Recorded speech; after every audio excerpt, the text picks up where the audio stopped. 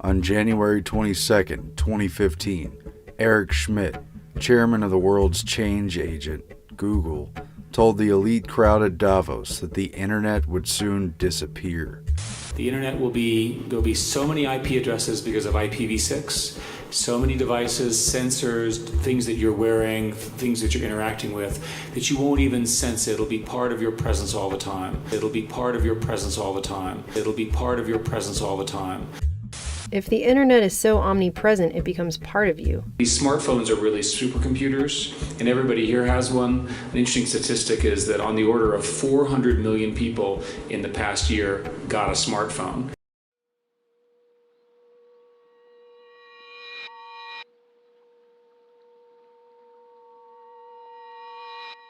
If we're all online, all connected, all the time, 24/7. Thank you, good night.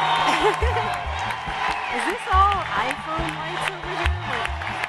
It used to be lighters. But now it's iPhone flashlights lighting up the night. Wow. Those are all iPhones.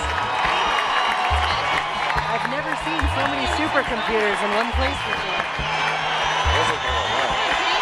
I feel like Ray Kurzweil would be proud. I know Eric Schmidt is. If you can no longer discern where it ends and you begin.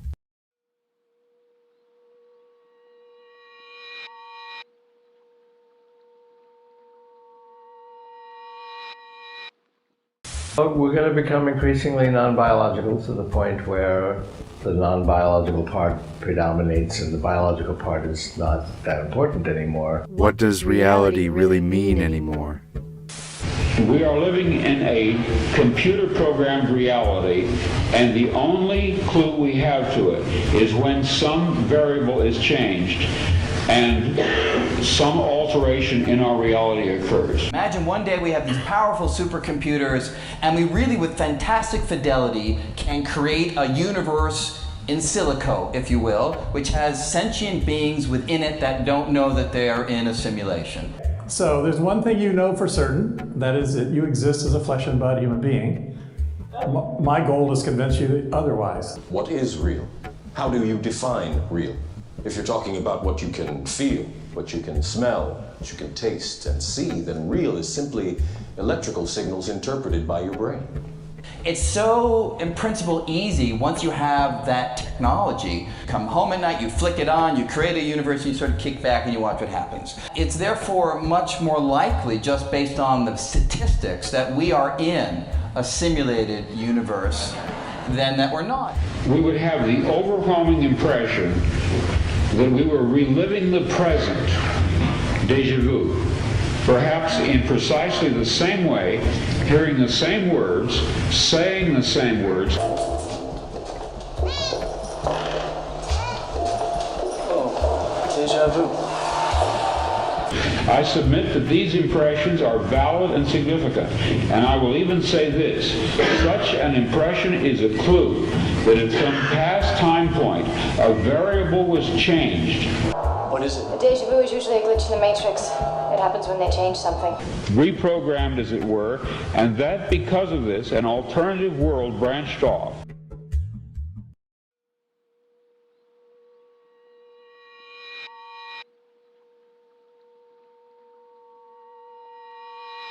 We're in a phase where our lives more and more are beginning to take place in a virtual reality. It's not just a new development in games or an online play area, it's now the dominant forum in which the world interacts and happens. Our lives are more and more being carried out through virtual communication, through trendy technological gadgetry and social media platforms that now seem like we couldn't live without them when they didn't even exist just a few years ago. It's a part of the way that I communicate with my friends. Many of us now have more friends online than we talk to in real life. The attraction of common interests creates circles of online peers that for some become more important than the real people in our communities and our physical surroundings. Do you know who your neighbors are? We communicate through ones and zeros faster and more often than with our vocal cords. We can be face to face, but predominantly over a digital connection, disembodied from our five-sense reality.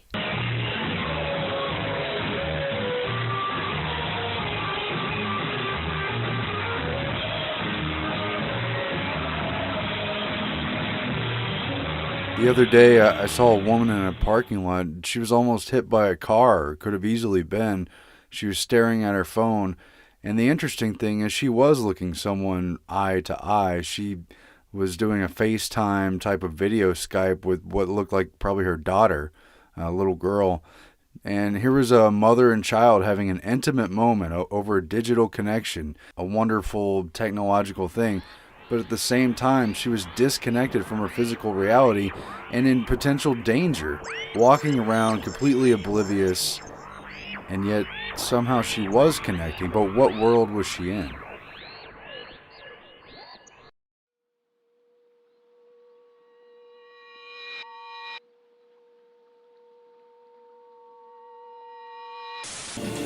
I'm not sure. I'm not sure here, where we are, is real at all. This feels like a game to me. Sweet.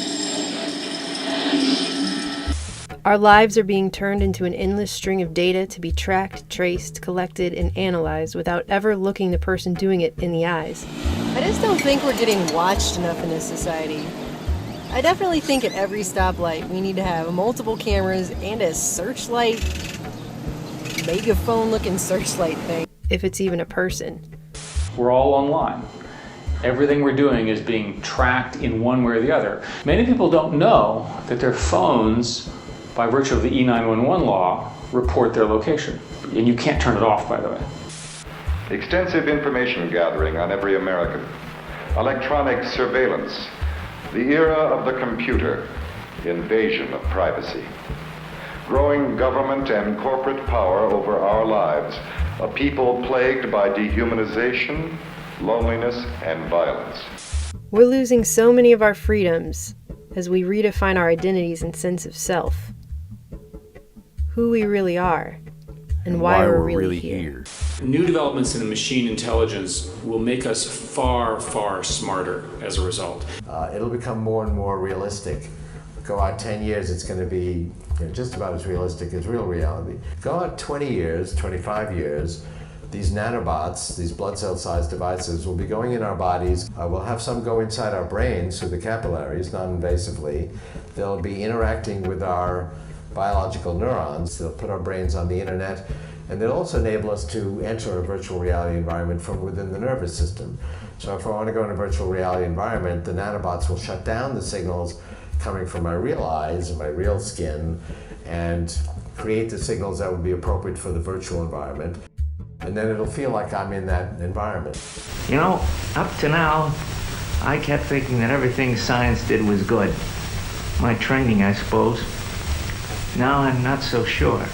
Who controls this virtual world? Who owns it? Are we our own selves? Are we free? Are we making decisions, or are our gadgets deciding our lives for us? I'm sorry, can you repeat that? What color is an apple? Hello? They hung up. Did you break the computer?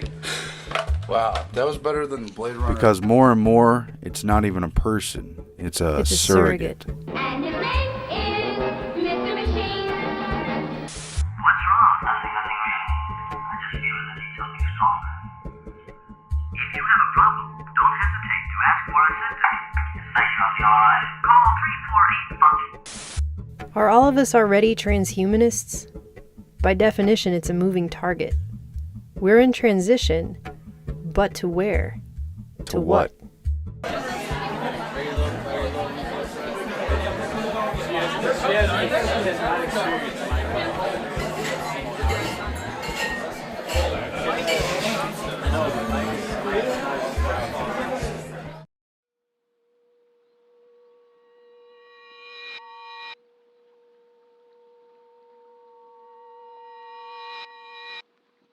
It's simple. The singularity isn't about one crystallized moment where a choice is suddenly made to merge with the Borg. We are the Borg. Lower your shields and surrender your ships. We will add your biological and technological distinctiveness to our own. Your culture will adapt to service us. Resistance is futile. So electronics are boxy and rigid, humans are curvy and soft. That's a mechanical mismatch problem. They started making electronic tattoos. So I'm wearing one here on my arm, and it has an antenna and some sensors embedded in it. And what we plan to do is work with them to advance a tattoo that could be used for authentication. It's about an incremental ratcheting up, an encroachment. In virtual reality, but it will feel very real. We'll ultimately be able to do that with real reality too, like self-organizing swarms of nanobots that can link themselves up into a virtual body. What you see is how God made you.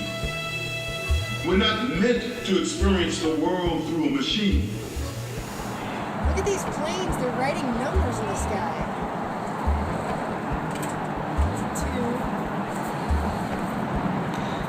Is this like a secret combination? Wow, that's crazy.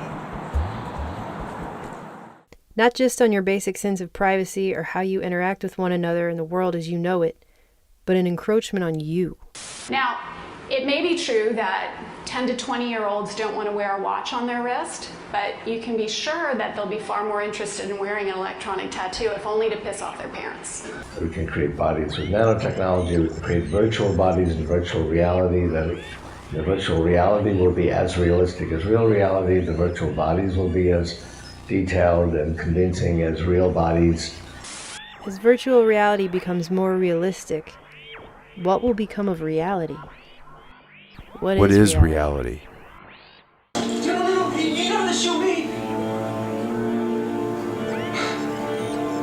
Hey, tell me the truth. Are we still in the game?